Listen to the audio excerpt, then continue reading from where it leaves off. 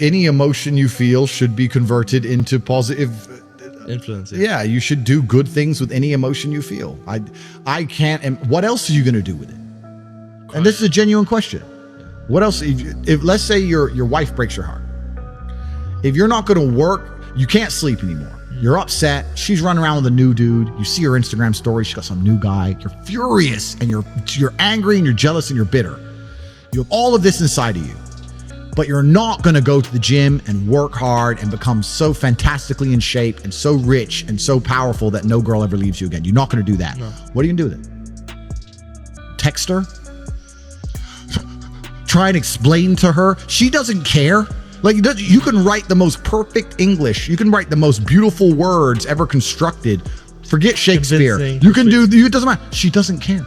She just doesn't care. She's distracted. She forgot about you. She forgot about you. So what are you going to do with all of that inside of you if it's not positive? Well, it's going to consume you and you're going to end up self-destructive, or you're going to embarrass yourself, or you can take all of that and put yourself in a position where it never happens to you again. Yeah. Those are the choices. So what's the most intelligent choice to make? Yeah. You know, I don't understand how many humans function in the world today. I don't get people who don't think like me. I don't understand it. I'm like, well, then how have you survived this long? Life is hard. Life is difficult. Maybe I've just been unlucky, which I don't believe in, but I've had so much trauma and bad events and negativity and stress and all these things that have happened to me. And I've used all of it to be monumentally successful. If I wasn't that way inclined with the workload that God put on my shoulders, I'd just be in a ditch somewhere. Yeah. I would have killed myself by now.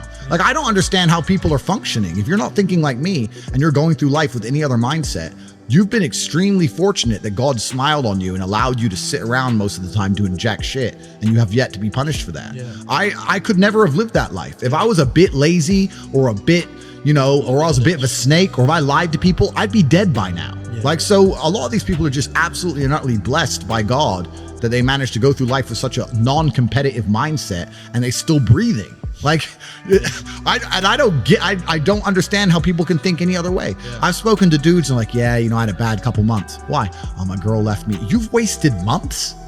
You've wasted months over some. But the reason I'm the luckiest man on earth is because God has given me endless building blocks to build a superhero. He's given me endless power. He's given me endless motivation. What do we say? Yeah. He's given me endless. I have endless sources of power. I can sit here right now and recall events that will prevent me from sleeping for 2 to 3 days. That gives me a superpower that other men do not have. They want to go to sleep. They're tired. I can stop being tired for days at a time. I can just have a thought. I can remember. I can sit, close my eyes, and use the power of my brain to vividly remember events, and I will not sleep for days. So how you don't need any drugs. You don't need anything. I've never taken a drug in my life. I've never tried cocaine in my life. I've never tried weed in my life ever. Wow. I drink a lot of coffee. I smoke cigars, a bit of vodka, but I've never tried a narcotic in my life. Wow. So, and when people come to me and say, oh, this happened, I'm really sad, or my heart broke, or this bad thing happened to me, I say, good. Thank the Lord that he's given you this endless source of motivation. You're wasting it. That's your problem, but it's been given to you. Nitrous oxide has been given to you. You just have to use it in the correct way. So I'm the luckiest man in the world because all the bad things that happened to me have given me all the building blocks to become the most fantastic man on the face of the planet. I don't think there's ever going to be one person on the planet you're truly compatible with. I think there's going to be, a few. And if you have your life in order as a man, truly and completely in order, then you're compatible with a lot more people. I think that if you're a man and you're struggling to find somebody you're compatible with, that's probably because you're a loser. If your life's in order, then you're compatible with a lot of women. Like me, for example, I don't need a woman to mother me. I don't need a woman to motivate me, to tell me to stop playing video games. I don't need her to do anything for me. I need her to be happy, positive, protect my spirit, pray for me, maybe little things, make me a coffee, some kind of small gesture. But my money's right, my motivation's right, my life is right.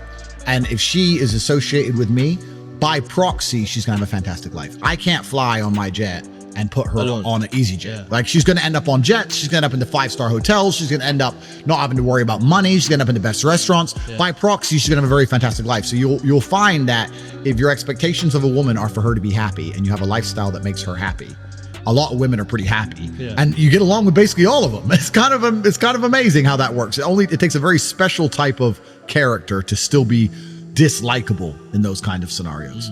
Whereas if your life is less perfect or your reality is less impressive, boring, then you need a girl who's happy to be bored and then it becomes harder. Yeah. But I don't have any of those problems.